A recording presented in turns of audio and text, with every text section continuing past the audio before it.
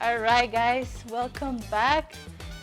Here, the creative team, getting ready to start some conversation that might get a little bit polemic because we're going to be talking about cliches versus reality.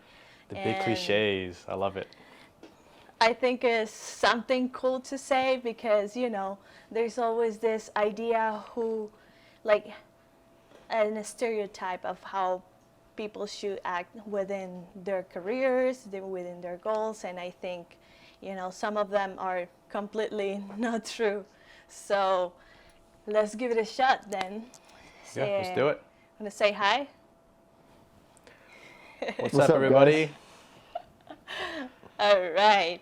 Well, I think the first thing that always comes to my mind as a creative and, listen to all the things that related to, I always hear this common cliche that I really don't feel identify with, and it's like all creative prefer to work at night. I'm gonna start my point because I feel like I am totally a day person. Like, I wake up early, I like to do everything in the morning, and at night I'm normally, unless it's weekend, I really want to party, I'm gonna be up. But other than that, like not editing, not writing, nothing, not even art. Yeah. Like, I get exhausted, I prefer to sleep, and I probably will be more creative in my dreams than in actual work. How about you guys? Emmanuel, you want to go first? For me, I'm very good at doing like the mundane things in the morning. So emails, shot lists, call sheets, anything logistical, anything production-wise, editing sometimes in the morning, and then I get creative near night. So it's like the opposite from you. Like I have all these, I can do all these great things in the morning, but at night, let's say right when I'm about to go to sleep, I'm like, oh, I could do this, I could do this, I could do this. And then I start kind of going into that foam and function. And then even if I'm tired, I start doing things like this. Like the podcast is an example. It's like 3 a.m. and I'm like, oh, I could edit this now, and I could do this and this and this. And then it's like an hour I of can't. There's jumping no in. way. I'll totally feel like when I'm in, like, especially when I get ideas and stuff, it's right in the morning. Like probably drinking coffee, probably after working out, running, whatever. I would feel like I'm sharp enough to bring up ideas, but not really. Night is nighty-night, sleepy time. Yeah. How about you? I work slower the later it gets throughout the day. So Okay. the first 6-7 hours of the day, I'm like a very fast and proficient worker. And then once it hits like 6, 7, 8, edits start going a little slower. I start getting distracted. I'm the same exact thing as Emmanuel. It's funny. Like, it's literally the same thing. Like if it's like productive stuff, I'm definitely better in the morning. For me, like to be active, like going to the gym and doing stuff like that, I've kind of done everything. I think Emmanuel too. Like, I've worked out in the morning, I've worked out at night, I've worked out in the afternoon. So it really depends. For my body, afternoon is ideal, but you don't always get that time, in the middle of the day to just hit the gym. No, That's but like sometimes you're at the gym at like 1 a.m. I'm like, Yeah. how? Yeah, well, my friends No. go really late. My friends go really, really late because like that's when they're done with work. There's nothing else to do. Like, let's go. But to me, my body definitely feels better if I go in the afternoon. But mentally speaking, and in terms of productivity and creativity, I think I'm the same as Emmanuel. I'm more productive during the day, but I'm more creative at night, for sure. It's a weird mix, The only thing right? that I will say is, through school, whatever, sometimes you get to be up late. I feel like at night you can concentrate more because, like, I don't know, it's silent, people's off. I don't know. There's something about being at night just working that makes you go through just because it's peaceful. Like, I feel like it's kind of peaceful, but again, the night was made for partying. That's it, and sleeping. That's it. Farting and Well, sleeping. other Like stuff a movie too, night, watching Netflix, Other relaxing. things too that we don't want to talk about here because it might get politically incorrect. So we can talk about that rest of this stuff later. But no, I agree. I agree with the partying. I agree with the other stuff. I agree with the with the sleeping. That's all better at night for sure. I would say that one funny thing that I've noticed happens with especially me and Emmanuel, even though we're more creative at night, like if we're on set, because we talked about this before, how when you're on set, you have to kind of problem solve on the spot. And I feel like for both of us, after we've hit like a few amount of like hours on set and we're like hungry and tired, our ideas are just stupid at that point. I'm gonna be like, bro, like one of those two things is gonna happen. Either I ask him a stupid question that has like an obvious answer, or I ask him, why the hell are you doing this? And he's just doing something completely like stupid. So either you know what I mean? So either he's doing something right, like he has the camera handheld and it says like on the shot list, handheld. And I'm like, why are you doing handheld right now? Well, I'll say that I've been with both of you late at night and working, and I feel you guys get pretty silly. But it's fun because like it makes me not feel tired at all, you know. For we me, just like laugh my at- brain, like you know in those cartoons when like someone's overthinking and there's like smoke coming out of your brain. Like people ask me questions like, "Oh, what shot are we on?" And I'm like, I can hear the sizzling in my smell like brain. barbecue. 6 Like, hours, you smell no like food. bacon. I'm just like trying to get the shot. I'm shaking. That's why sometimes like the slightest little like break that you can have to just get food on set is super important. Like, you know, it's cliche. Like again, we're talking about cliches today. That's a cliche. You know, you gotta have your break every whatever hours, and you gotta have food, and the food is so important. But dude, it's legit. Like you start getting hungry. You need some coffee too. You gotta go to the bathroom, but you're just like pushing through, and then somebody asks you, hey, where's the gimbal for this shot? You're just like, Your brain's just like, because you have like 10, 15 things in mind, and then they're all working together. They're working slow, and then someone throws a cog in there and be like, where's this? And you're like, yeah. and then it all starts breaking apart and flying everywhere. Yeah. And also like when you're eating, like for me, it's like if I'm eating, you can't ask me about production. Like there could be an actor missing, and I'm like, don't talk to me. I'm trying to finish my food. That's so funny with you because your brain, you're like creating shit 24/7. I'm like, this is the guy, this is the man, that's the DP I needed in my life. And then, bro, I bring you food. You don't even know what movie we're talking about anymore. You're like, what are we doing here? Are we on set? A You're whole just like, different Emmanuel again. he just has a picture slice on his hands. Or when you guys hungry, well, when I'm hungry, I can barely think. I'm like, everything is like just twice as hard. You know, it's like, I don't know why I'm feeling so shitty. I need just some food right now. And then everyone's twice as annoying. Like every little thing. Yeah. Someone starts talking to me, I'm like, why are you talking to me? It gets After 8 worse hours and no though. food. I feel like more people start asking you stuff because it starts. That's what happens on set a lot. And like as a director, you always have to kind of be ready to answer stuff. And I know you guys work on a lot of smaller sets. They have to do a bunch of stuff, and I do that too. A lot of people are gonna come in with different questions, and you just have to have the answer. But when the time starts, you know, you have less time, and it gets later at night. Then there's more questions. There's more departments or people from different departments asking you stuff, you know, and you're hungry and you're tired. So I wish you could like put like a sign. It's like, don't ask me question. I'm hungry or I'm sleepy. Look for the PA. I not want to the PA. share.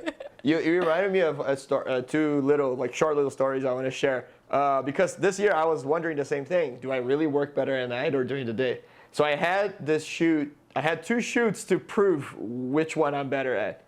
Both of them came out successful. Like I liked them, but it was cool how like 1 week I was having this shoot that I had to show up to set at like 10 p.m. and wake up and stay there until like probably 5, 6 a.m. So it was kind of like an overnight or an all-nighter. So I had to pull that all-nighter, had to do that overnight shoot. So it's starting 10 p.m., waking up at 6. And then I literally like finished, wrapped, and I was like, awesome, that was great. It was really nice. It was for the Tabasco commercial. And I went to the guys on set and I was like, dude, I'm so glad you guys invited me to this at this time. My brain really worked nice for this. I don't want to do any early morning shoots anymore. And then like 2 days later, the same guy calls me, hey, we have a shoot, but you're going to have to be here at 6 a.m. Oh my God, I literally just told you. I definitely work better at night. Like that's my conclusion. Like I definitely, my brain is more creative, but I think you can adapt to anything. I kind of think it's BS. Like I think you have to adapt, you know? Okay, that's fair enough. So 2 against 1. On behalf of the people that wakes up and is pretty creative, let's go. I have another cliche about creatives.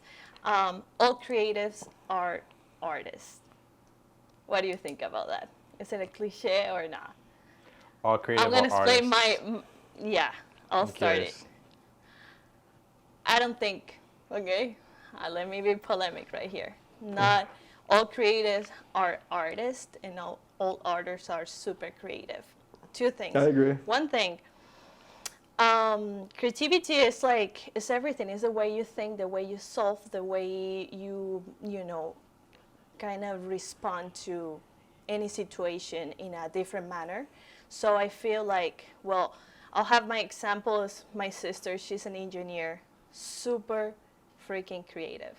Like she will come up with anything. And I feel like engineers, like even, scientists, they do have the creativity like top, and I think that's the only way. Like in science, I think creativity is the only thing that helps you do hypothesis, like start an investigation, a research. It comes from an idea you had. So I think that is creative, and that is like why I feel like some people limit themselves with creativity, because they're like, oh yeah, but I don't know how to paint or something. But like even throwing jokes is so creative. The way that you will phrase something and make people laugh, or the way you wear clothes. I mean, I don't know, I feel like creativity goes way more than just being an artist. So what do you guys I kind of want to jump into that as like a EMMANUEL lens of how I see a lot of things. You guys might be like, oh, you have such a logistical mind of everything. But I notice this a lot about myself, and then the more I interact with people, the more I see that in everybody. Everybody is good with patterns. Everyone likes patterns. Everyone can see patterns. Like as human beings, I think we're all extremely good at patterns.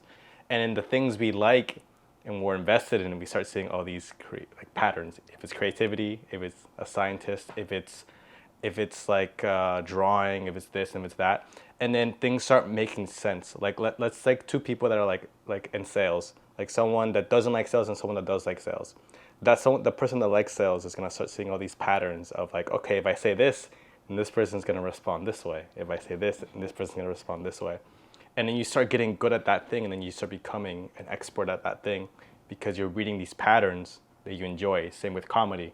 You say these things and you see how people react, and then you improve that joke. Exactly. And then every individual thing. Or people that fix things, they see a hole and they just start like, should I add this or that? Or like the point is to fix it. The way you do it is your creativity taking on. Yeah. So that's why I like. And I remember when I was in high school, my last semester, I was doing dual enrollment, where I was doing college courses and I was doing high school courses. Look at my boy. And then Look I at was him. doing... I feel like by saying this, it might make me seem smarter than I actually am. That's definitely not. But I'm like, where did this Emmanuel go? Where is that guy? Dual enrollment? Nice technical. He was taking like yoga, bowling, and English. I took Mandarin, and no one knows about that. But that's a story for another. That's a story for another day. You don't know anything in Mandarin, do you? I still know how to count, but I'm moving on to another story. But I was taking 3D animation in the tech school I was in, and and the thing I was doing. And then in high school, I was doing geometry. And then all of a sudden, everything just clicked because I'm spending a whole hour in class doing geometry, and then I'm spending a whole hour using geometry to make shapes and make figures. And all of a sudden, I was like a super genius in geometry. I would go to class, and then they would ask me questions, and then I would be like this. It got to a point where I would fall asleep in class, and the teacher would call on me, and without looking at the stuff, I would just answer the question and then go back to sleep. And he was the only person he would let sleep because I just knew all the answers. I would kill you, dude. I would kill you if I was the teacher. He literally was like, "Emmanuel, what's this?" And I'm like, I'm like, so 36. kind of like summarizing what you're saying and what Val was saying, kind of putting it together. So what Val was saying is that a lot of people are creative, but they're not artists. And what you're saying, from what I understood, is that you can develop some creativity through different things. Some of them, it's related to the patterns. So the things maybe that you learn. Yeah, like so the you things kind of you develop. like, the things you'll like, you start learning these patterns of the things that you invest your time into.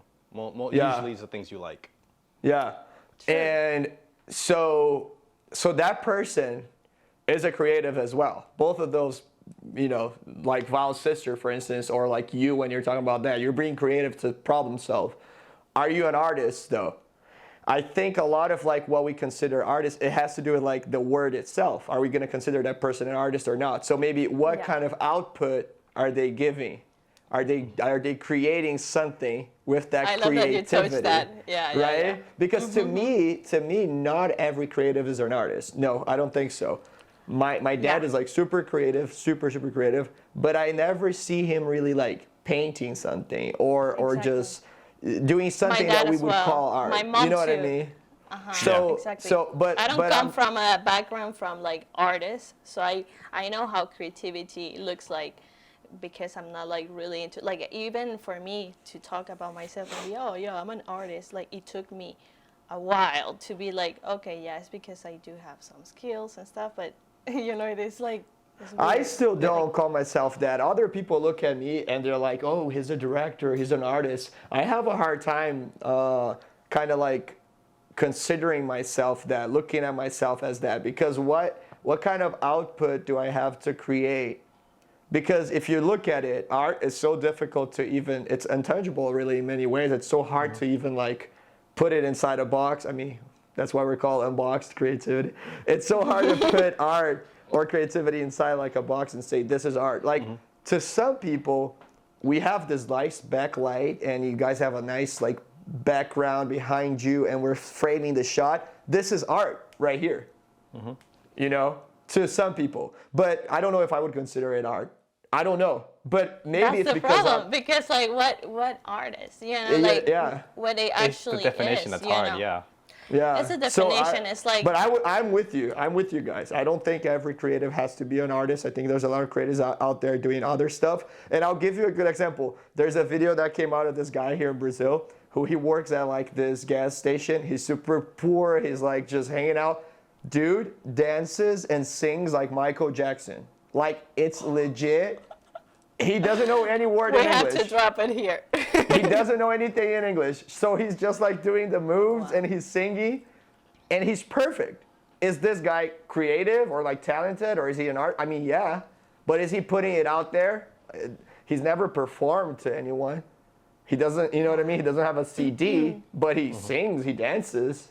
So that's another example. I guess it also runs back to that old phrase. It's like art is in the eye of the beholder, in a way of like, anything can be art, but in the society we live in, there's specific things that we push as art, like drawings, movies, music, stuff like that. Yeah. So it's not like, if it's not that stereotypical feeling, then most people would say no. But I guess kind of like you're saying, like that is technically art. That guy dancing and doing all that, that can be considered art. So I think everyone's a creative in their field, because if you love what you're doing, then you're creative in your field, because you're improving your technical skills. And that's where we go. Like creativity is like, there's a lot of cliches, and that's the common one. It's like, oh, creativity, artists, like there's no way to like put those aside, and I feel like they can be separated for sure. Let's go to the next one, Val. What else you got? Next one is this more of our industry, really. is all filmmakers, videographers, visual creators watched a lot of TV, like watch on a regular basis, a lot. They consume a lot what they produce. What do you think about that, Fernando? I don't think you can ever say like all, you know. I think there's always exceptions.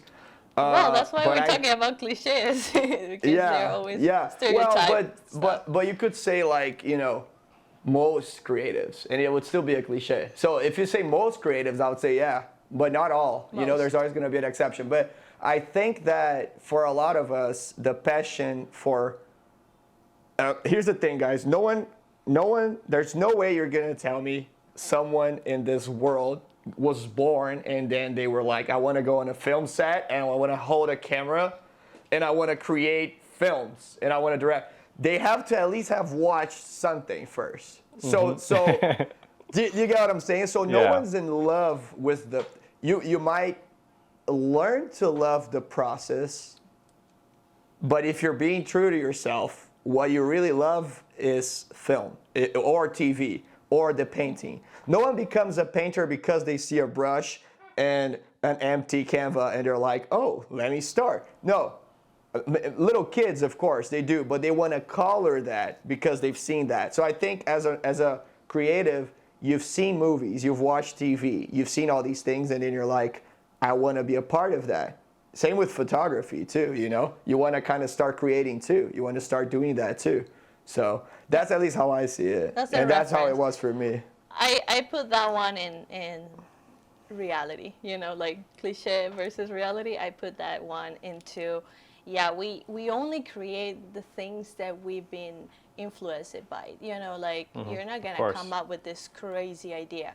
But if we touch in the, like, how original we can be as a creator is something that is also can, you know, bring some questions, because like I don't think anything is really original just because we're not the first humans on this planet, you know, like just because we like not everything was invented yesterday. So Yeah. it's like a bunch of just information on top, more information and more information, and then you start, I don't know, picking or stuff like that. Yeah. Emmanuel, what do you think? So I'm gonna go through my perspective and the way I see it. I think, like you said, Fernando, like to become passionate inside, let's say what we do, film, commercials, TV, stuff like that, you have to at least watch something of that to be inspired to want to create that. Because I'm not gonna grab a camera, want to be a photographer, but never see a photo in my life. That's hard. That's hard to make that leap until you see these things to inspire you. But it's also like once you start doing it day to day and every single day, do you really like when you're watching movies? Most people that aren't in the industry watch it as either an escape, a release, you turn your brain off, or you're just enjoying. And a lot of us watch it for the technical side of, you know, watching something and learning from it. For me, it's cameras. I love that you touched that. Yeah, I like that too. I want to Totally, talk yeah. about that. I want to talk about that. So for me now, it's Emmanuel like just made this episode an hour long. now I dropped the seed. Now everyone wants to jump onto that seed. But for me, like as a DP, I love if I'm watching a movie, and it's like, you know, it's a very, you know, good cinematography in that movie, then I start thinking technical wise, and I start enjoying it in a different way technically wise. But I don't always want to watch those movies anymore. Sometimes I just want to turn my brain off, or sometimes I just don't want to see something I'm seeing every single day. So I feel like as a DP, I don't think I watch as many movies as I did the first couple years. I'm more picky with the movies I watch, and now I do things that aren't in the same sphere as movies, or, you know, cinema or videos, stuff like that.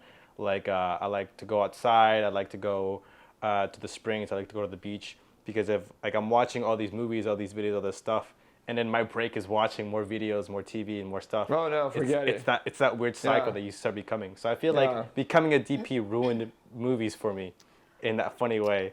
Absolutely. No, I think it's natural. Like before I even, you know, it's like a switch. One day you're super into it, and then you're obsessed with each frame, blah, and this and that, and then you feel like you love it, but you're also analyzing, and then you see other people in the room with you, and they're enjoying the story, and you're not, and you're like, oh wait, I'm lost in the story, and it's like, oh yeah, you start losing that, especially if you're all about like the visuals, for example, or art direction. You get it like in so many different details. You're just like, oh, do you see the card plate of that scene? And it's like, what? Like nobody's watching really this type of thing.